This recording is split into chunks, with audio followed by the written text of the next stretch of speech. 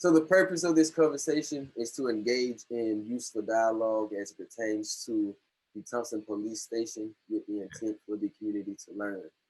Our guest for today is Assistant Police Chief Bess. Can you just provide us with an overview of who you are and your role within the Thomson Police Station? Oh, okay. Of course, like you said, I'm Assistant Chief Bess. Right now, I'm the Interim Chief of Police. I've been in law enforcement for a number of years. I'm going into 18 years in law enforcement. And what our goal for the city of Thomson is pretty much just to move everybody forward and bring everybody together the best we can, mentor our youth, and help out the community. We long as we can build on the community, and we can all work together. We can all open up some dialogue. We can talk with one another, and we can keep this whole thing called life going. And that's the goal of Thomson Police Department. Because yeah, absolutely. We want our success to be measured by the absence of crime, not just us actually dealing with it. We want to get to the root cause of things and mentor younger people and stuff, and keep them from going down the actual path. Right, makes sense. I like it. So, how do you view police to citizen relations in Thomson, Georgia? The relationship has grown over the past year and a half. There was one time, I think, there wasn't as good of a relationship between the citizens and the police department. But since Chief Evans and I came, we were real big on community policing. So we started those initiatives and started getting the officers out there, getting them more seen, involved in more community projects, community relation projects. And with that, it just grown. And we get so much love from the citizens, the business owners, everything. We get tons of love from the community. And it's such an outpouring. I mean, like literally, if you ever work in the Thomson Police Department, you will get fat because there are tons of food and barbecue, everything, just to show their appreciation. And that's and it's a mutual relationship. And it's not that we provide them service with policing their streets, things like that, but the fact that a mother or a grandmother or even a child can call us and say, hey, I'm having a bad day. All right, no problem. Come on up. And let's work it out. So we have such a good outpouring from the community, and it's just all love, man. We've came a long way, but it's working. Oh yeah, for sure. I like it.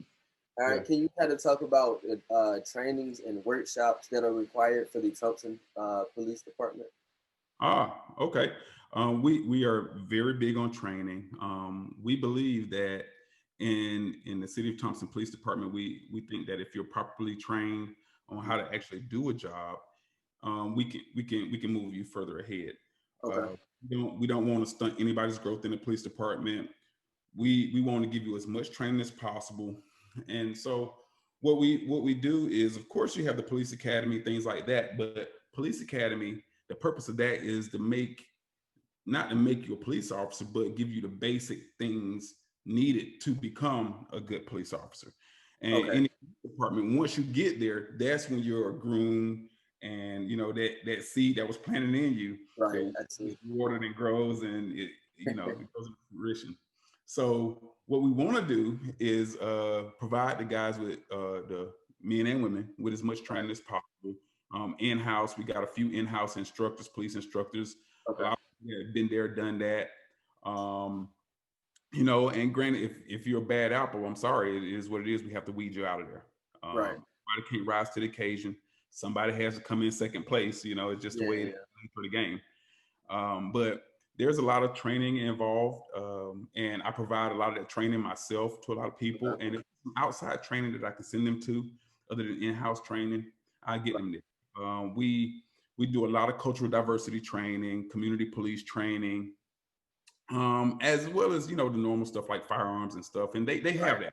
They have that stuff. But my biggest thing is the community policing, cultural diversity, and how to actually talk to people and how to convey your point without having to yell or scream or having to come off in a negative fashion. So I'm very big on that. So I teach a lot of those type of things, and we have roll call training, all kinds of stuff, safety. It just goes on and on. It really does not stop at City of Thomson Police Department. That's aside from a lot of other ones, because what our goal is, as far as me being chief of police, I'm the interim. Chief Evans, he was my boss. Okay. And our goal was to say, you know what? Everybody that we get into this police department, we want to make you a chief of police. Okay, I see. We want to groom you and mold you. That way, when you run a police department one day, or if you decide to further your career in law enforcement, right, you can see how things should be done, and you can make it your own. In Thomson Police Department, we give everybody an area of responsibility. So everybody has a say so, even down to the budget and how money gets spent and funds are dispersed. Everybody has a say. And that way, if you have a stake in it, you care about it more. You don't want a bad apple coming in there, or you don't want somebody that's ill trained. You want to, you want that positive interaction that you put in there. You want it to flourish.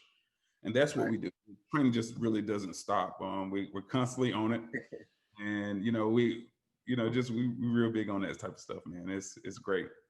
Oh yeah, for sure. And I know one thing you mentioned is that you try to teach for your officers to try to problem solve, in a sense. You don't have to go out and actually go out yelling or using force. And so I guess that leads right into my next question, in which I guess you kind of already addressed it, but if you want to kind of cover it a bit more. Yeah. So do these training sessions address bias and hidden bias, along with de-escalation of violence or force, and how to properly treat individuals that have mental health issues or mental episodes? Yes, actually, we have extensive training in those areas, especially when it comes to bias training, things like that. Because what my goal is as a police trainer or as a mentor in the police in the area, in the aspect of policing, is I want to create tacticians and thinkers. I don't want to create a whole tribe of people that are just playing like it's the old west. It just doesn't work out. So and that's what we want to create. We want to create tacticians and thinkers. And and I always tell people, I said, no matter what we put on your utility belt, whether it's a gun, a taser, any of that type of stuff, the biggest weapon or the biggest thing, the best thing that you can use is this brain right here. You can use that brain, you can get yourself in or out of any situation. And sometimes it's just the way that you approach a situation. Okay. And we get plenty of training in de-escalation, because for the longest time, we as police officers, we've learned de-escalation in only small increments, And now we make it one of the core themes of most police departments in the state of Georgia. The good thing is, in the state of Georgia, a lot of us have gotten ahead of the game by training people in de-escalation ahead of time and cultural diversity, stuff like that.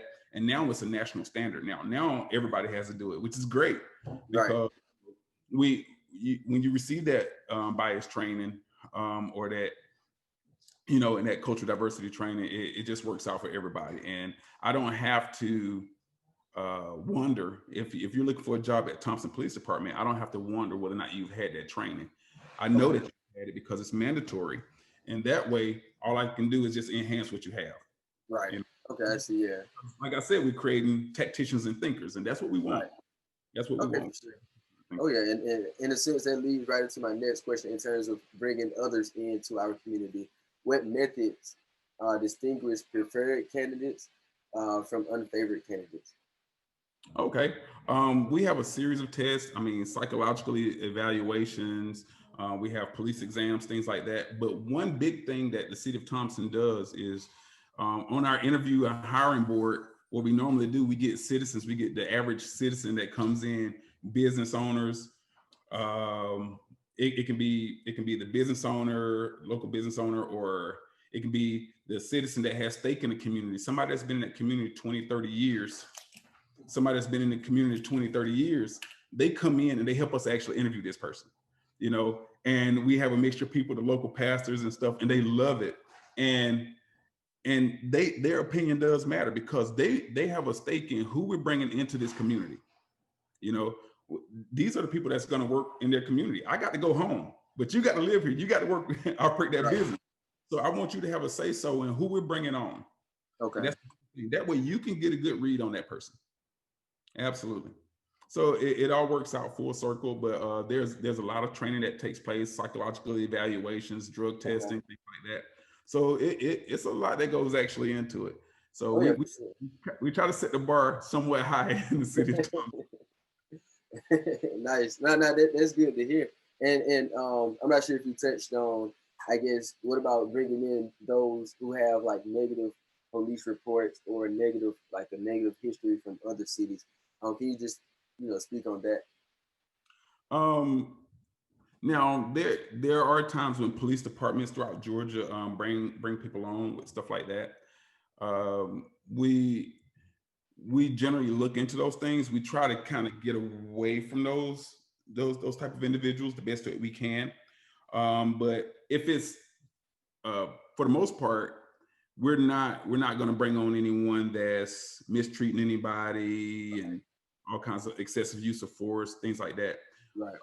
There are times when people get terminated from one police department strictly because they violated more of a policy as far as like taking their car home or something like that, or being where they're not supposed to be, not particularly breaking the law or something like that, and they can move beyond that.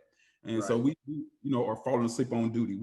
We have guys that have fallen asleep on duty, and their police chief called them and fired them, and then after a year or two, after an investigation through what we call Georgia Post, after that gets cleared, they get cleared for rehire. I mean, is it something like that? We can bring a person on, but we definitely find out why that person was terminated. Right. But we try to kind of steer away from those bad apples. We're not bringing on anyone that has a history of violence against people or this history of mistreatment. We definitely got to go into those police departments. We pull the personnel files, we do the background check, run those fingerprints nationally the whole time, man. We're not going backwards. Yeah.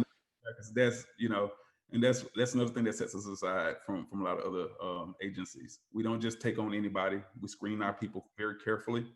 And if they were terminated from a different agency, we definitely got to find out why. And there are some people, they don't make the cut. I'm sorry, and it's the way it is. Some people, they interview very well, they test very well, all these type of things. And then we pull the files from the department, and then we just, we got to send them that letter and say, hey, I'm sorry, Right. Yeah, you try to get away from us. yeah, no, that's good. I mean, I'm glad, y'all actually go through that process, take the extra steps, the precautions before, and it's not just a liability thing. Another thing that we have is what we call a fit interview.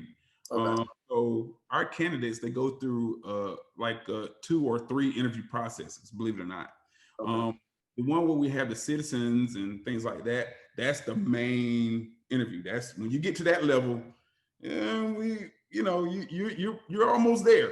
But we got to have these citizens. We got to see what these citizens say about you, because if they don't think highly of you, man. Some people don't make the cut.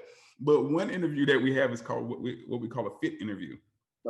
And that's where we get the officers in the police department, and we sit you in that table. Just you're military, you're Marine, I'm Army. Just like when you sit at that at the promotional board or review board, something to that effect. Once that person sits down, all the people in the department have to interview them, because they don't want to bring in a bad apple either. That's going to make them look bad, because all the progress that we've made, we don't want to go backwards. So they don't want to bring in a bad apple, and they don't want to bring in anybody that's not a people's person, or a person that can't joke, or a person that won't tell us if you're having a bad day. We don't want, if you're having a bad day or something, we want you to be able to open up and tell us like, hey man, I'm sorry, I'm just not feeling it today. Okay, well, you know what? Let's go home, press the reset button, and then we'll handle this shift. We'll handle your shift. Just go home, press the reset button, and let us know how you're doing tomorrow. Being persistent, we'll move forward from there. But we want to bring in somebody that's not going to send us backwards. We want to keep on pushing forward. We want to be tough and strong, man. Oh yeah, for sure. I like it. I like it. So far, pretty good conversation. And now, can you just kind of speak more so on the citizens, or speak to the citizens on their behalf in terms of what should they do if they get pulled over by a Thomson police officer? Well, if you get pulled over by a Thomson police officer, I can say this is just that understand that you're being pulled over by a human being. Okay. They're a human being, and yes, a lot of times our senses are a little bit higher and things like that because we got to be aware of things going on around us. But for the most part, I would always tell anybody to be respectful to any human being, whether they're a police officer, a firefighter, a nurse, Right. the homeless guy on the streets. I would tell Right. you kind the best that you can. But I wouldn't do any, just like anybody else. A lot of people say, well, keep your hands on the steering wheel. Don't make any sporadic movements and things like that. I get that. I get that. But the biggest thing is just that understand that that's a human being on the other end. You don't want to look at it as less than human. And I teach my guys in the city of Thomson to look at you as a human being, not as an object. You're not an object in somebody's way. Right. And Yeah. if you have a problem with that, you let me know, and we're gonna deal with that, and I'll deal with it swiftly. That's just how I get down. All my guys, they know that. They know I go to bat for them, and they know I go to bat for the citizens. But for the most part, if you get pulled over by any particular police officer, I would always tell you to make sure that your attitude is in check always too. Okay. I would tell you their attitude in check, because you might be getting pulled over. You might not have actually done anything wrong. You just might have an equipment violation you just didn't know about. Your tail light might be out. That's not something that you did wrong. It's just an equipment violation. I see. And sometimes, we as citizens, we're having a bad day and all these kind of things, and we don't want our emotions to get the best of us. But I would always tell anybody, just be courteous, be polite, and they'll be polite to you. If it's just a citation, if it's just a ticket or a citation, don't turn it into something else. You fight your battle in court. That's what the courts are for, trust me. Or if the officer was rude or something like that, let me deal with that. We don't have to fight with him on the side of the road when it comes to that stuff. Let me fight that battle for you. Right. Yes, of course, you don't want to make any sporadic moves and stuff. And, I've had those situations where, I've been doing this for a long time, especially in the metro area. And, there have been times that I've almost found myself getting hurt trying to be too nice to someone and not being on alert, So we have wives, lives, children, aunties, uncles, people that care about us too. Right. But I wouldn't, I would always just tell anybody just to be courteous and be polite to anyone. For sure. For sporadic movements and things, I wouldn't suggest that. But it's kind of hard to tell because I train my guys differently. They understand the difference. They understand how to read that situation that they're in for the most part. But that's good there. Yeah, learning how to read the other individual and you want to learn how to situation. But of course, you don't want any sporadic movements or anything like that. If an officer tells you to stay in the car, it's usually not because he just wants you to not overreact, but we don't want you to step out in the traffic and get hit by a car or something like that. Okay, and it's usually a lot of what it is, for the most part. And we've seen that type of stuff happen. Like, ma'am, could you just stay in the car while we do this traffic stop? I don't want to and they step out that car, man. I'm like, oh gosh. It's not like they're gonna come and kill us. We just don't want them to get hit by a passing car or something. It's a big mess when it happens.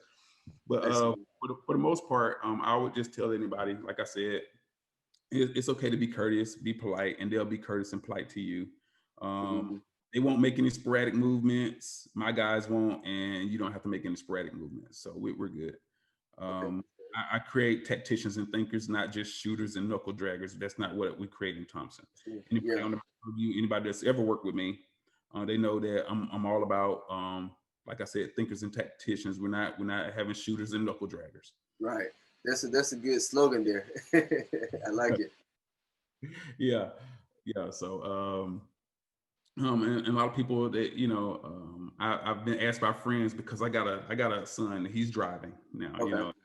Yes, man. It's like it's crazy because he's like, I'm like, hey man, you can speed up a little bit. He's like, nope, the speed limit is 35. Yeah. My friends ask, they say, did you give him the talk yet? What talk? And it's like, about what to do if you're pulled over by the police and stuff. Like, yeah, but I just tell him, yeah, man, be courteous, be polite. If he asks you to get your license and all that kind of stuff, go ahead and get it. Mm-hmm. You don't have to don't be nervous and scared and stuff like that. I would like if anybody gets pulled over in the city of Thomson, they don't have. I would get nervous. Trust me. If I'm pulled over, I get nervous. Like, okay, what did I do? What's going on? Yeah, that's how it is for me too. So trust me, every citizen, we all get nervous when we're pulled over, not just you. Yeah. So we all get nervous when we're pulled over, but for the most part, I keep my hands in plain view, and I'm courteous and polite, and 99% of the time, it's like, okay, well, let's just slow it down or something to that effect, and that's actually without. And I don't have to tell anybody who I am or what I do for a living, for the most part, Yeah. But now another caveat to that is there are some bad apples out there, and let's not let's not discount those guys. There are some bad apples out there. There are some people that don't deserve to wear that badge. But what I would say is be courteous, be polite, do your part, and then right. Mm-hmm. Let's fight your battle in court. Battle in court. Let's fight your battle on a different battlegrounds. Choose your battles and your battleground, and we'll fight it on a different level that way. Call me and I'll help you. And that's how we'll deal with that. You don't have to provoke anybody. And they don't have to provoke you. Just like any a bully on the streets, you don't provoke them. They don't provoke you or whatever. If you can leave the situation, leave the situation. But let's be courteous and be polite, and we'll fight your battle on a different level. For sure, and that actually leads right into my next question. For those who don't, I guess, who don't have trust in the validity of our judicial system, or how would you respond to a statement that this justice system is not all about justice? For those who think in that way. Well, I always tell people, and even when I teach criminal procedure, I always tell them, what's in the law books, your right and wrong, and your feelings and morals and obligations are three different things. So there are times when, yes, do we feel like, oh, I wish I didn't have to take this person to jail, but guess what? The law says I have to. So, as it pertains to that, sometimes we have a tough job to do, but we got to make those decisions. But for the most part, if you ask anybody, they'll tell you that I'm fair. Mm-hmm. And that's depending on the situation. Now, if you're talking about somebody that lost their lives, is that what you get? In that sense, and just in general, in every case or any case that you can think of, whatever. Yeah. Well, I think of it like this. It's always, when it comes to people that lost their lives and stuff, it's always tragic anytime somebody loses their life. I mean, right, wrong, or indifferent. I hate to say right, wrong, or indifferent. It's very tragic when anybody loses their lives. There's me. I've lost family members. I've lost family. I'm from the metro area, from Atlanta. Okay. I've lost family members to gun violence. I've lost family members to gun violence and things like that. But I can always say this, is just that no amount of people that go to jail for the crime, no amount of money that you pay out, any of that stuff, there's never going to be enough justice, man. I'm sorry. It's just not possible, because that person, that family member that lost that person, they still got that hole in their heart. They still had that void, you know. Right. Like I lost two sisters, but unrelated to violence, but from heart issues. And I tell people, I say, man, I would be arguing with them right now. Yeah. I miss them so much, you know. So there's no amount, there's never going to be any amount of justice if somebody loses their life. And that's just a sad reality of it. That's just because it's all emotional, you know, right, wrong, or indifferent. It doesn't matter. There's never going to be enough justice if a family member loses another family member, because Okay. no matter how much money you pay out, no matter how many people you can catch everybody that was involved. You can arrest everybody that was involved. You can pay out millions of dollars, this and that stuff. You're still missing. You're still missing that person. You know, I see. there, there's never going to be enough, and I can attest to that. There's never going to be enough, and that's just the way it is. You know, we can't bring that person back. Yeah. But I would say that the justice system I would say that the justice system does work. Okay. It's not always perfect, just like nothing is perfect. Mm-hmm. Can things be done better? Yes, things can be done better. Do we want them to be better? Absolutely, absolutely, man. But I think that we do have a justice system that works. It's not perfect. I Okay. think it needs tweaking, just like anything else. Anything has a potential to get better. Shoot, even this shirt that I'm wearing, I'm just like, man, can I, you know, can I steam this thing or something? You know, get Yeah. you know. So, um, but like I said, it works. Okay. It needs some more work though, Mm-hmm. because you know it is things must evolve. You know, Right. things must get better. You know, Right. they're not always going to be perfect, but things must get better. I think that is, you know, I think that the system does work, but we got to understand facts, Mm-hmm. and you know, feelings and facts are two different things, and we got to understand the difference between the two. Uh, and if when it comes down to feelings, sometimes justice is not always going to be served. Okay.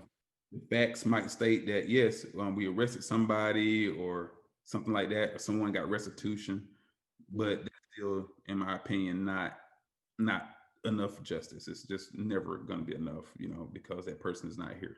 If I somebody, see. uh, but I think that it works. I think that it needs some tweaking, because I've been that guy in child support court before. Trust me. Yes, For sure. I've been that guy. Like, man, I've been that guy before. So I think a lot of stuff needs to be tweaked, and I think that Mhm. it should get better. But I think that we do have a justice system. Uh, it is I think it's slowly progressing. Okay. That makes any sense, you know, because you got a lot more public outcry, which is good. We're letting You got a lot more people letting their voices being heard, you know. Mhm. Yeah, so, and I think that's a big part of it. Right. I think that, you know, anybody that let their voice be heard in a peaceful manner, I think that that's that's the way that the country should go. I think that we should band Right. together in a positive manner. I don't think Right. we should break anything, you know. Yeah, you know, Mhm. but that's a way to let our voices be heard and actually let justice actually be served.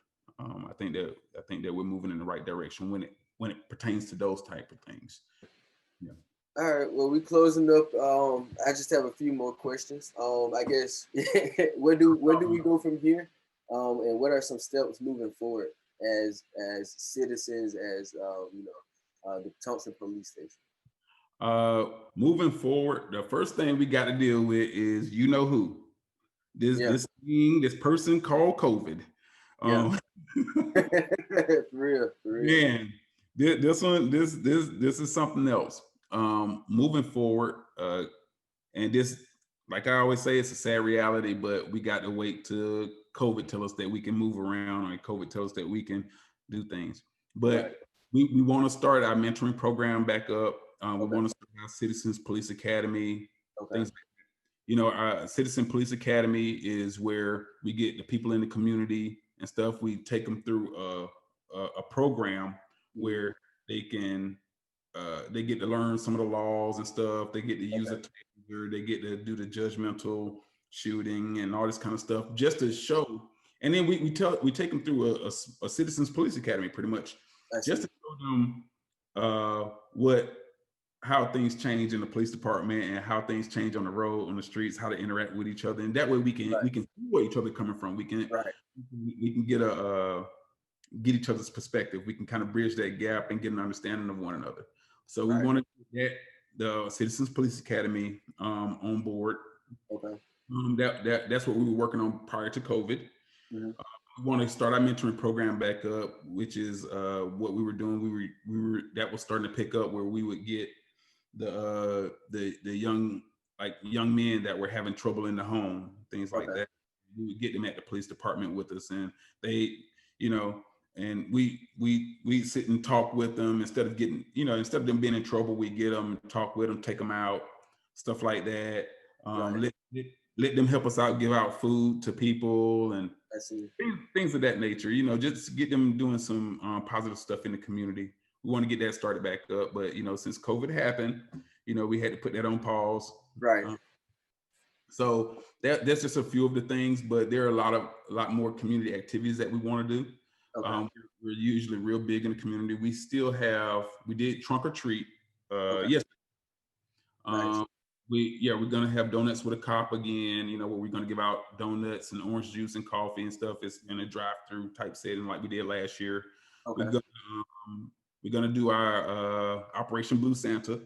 We're gonna do that again. That was a great success, and we're gonna start that up very soon here. Because what we do with that is we receive donations from the local community, and we get referrals from DFACs, from neighbors and everybody else. They write letters and refer a child to that program. And that way, man, last year it was such a big success. We were able to raise enough money and take the kids, blue lights and sirens, up to the place and take them Christmas shopping. And it was amazing. The best thing that I liked about it is just that we, of course, gave every child a spending cap. And it's all tax-free because through the government, of course. But we raised the money. And the good thing that I like to see was, you know, you had kids that didn't have a whole lot. They were shopping. They weren't going me. They weren't doing that, which they could have. But they were actually going, well, I have a cousin that won't have anything for Christmas. Let me get this from something. And that was something. And it was amazing. So, man, we were able to service a lot of kids. Everybody went with a bike, of course, had a pizza party afterwards. And we had a lot of the local law enforcement involved. We had the Sheriff's Department involved. We had the GBI involved, Georgia State Patrol. We had all those agencies involved after we raised the money. And it was a huge success. And we're going to do it again. For sure. Yeah, we're going to do it again for the community, man. And it was, so we got a lot of stuff going on. We try to, we're going to get into the community more. We're going to do a lot more activities and stuff, and do a little more community outreach. That's where we're moving in Thomson. Okay, yeah, for sure. Yeah, I like it. I especially like the training. I think you said the city or like citizens going through police training or something like that. You were saying like the citizens get to use the different go through the different trainings. That's actually good. And they'll actually see what we see from the point of view as far as a traffic stop, or we set up scenarios like a domestic violence scenario, things like that, and and let them come in and try to defuse it and stuff. And it's just kind of and it just bridges that gap so much. That way they can say, "Oh, now I see why I see a police car when I see them go down the street and they're going 100 miles an hour or something." Well, I ain't gonna say 100 miles an hour, because in Thomson they better not be going 100 miles an hour. And because one question I used to get asked in the Citizens Academy was, "Man, I see police officers, they just like speeding down the road with no lights on and no sirens. Why do they do that?" I said, well, the criteria for them running blue lights and sirens might not the call dictates that. So if there's a call where a domestic violence call, Okay. if there's a domestic violence call, they can't run blue lights and sirens to it. Yeah. Gotcha. Wow. See, that's just stuff Yeah. you don't Now, like. it's usually at the officer's discretion, but they got to exercise that discretion a lot more because it now if it's a domestic violence call with a person armed with something, Mhm. then Yeah. lights Okay. come on. If a person is injured or has a high probability of getting injured, yes, we can run blue lights and sirens. But the way the system is designed, and we didn't make the system. We didn't Right. enforce it. We don't write the laws of police officers. Trust me. We some of us got college, some of us got just high school. Trust me. We don't write no laws. Sure. But we want to get there as soon as possible. So you'll see a police officer. He's zooming to a car without lights and sirens and stuff, and then it gives the people an understanding, like, oh, really?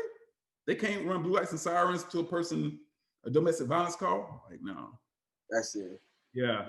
There's nothing. I'm just now learning this. I didn't even know it at first. So, but see, and that's part of the learning process. That's part of the Right. learning curve that we want to bridge and get everybody understanding each other.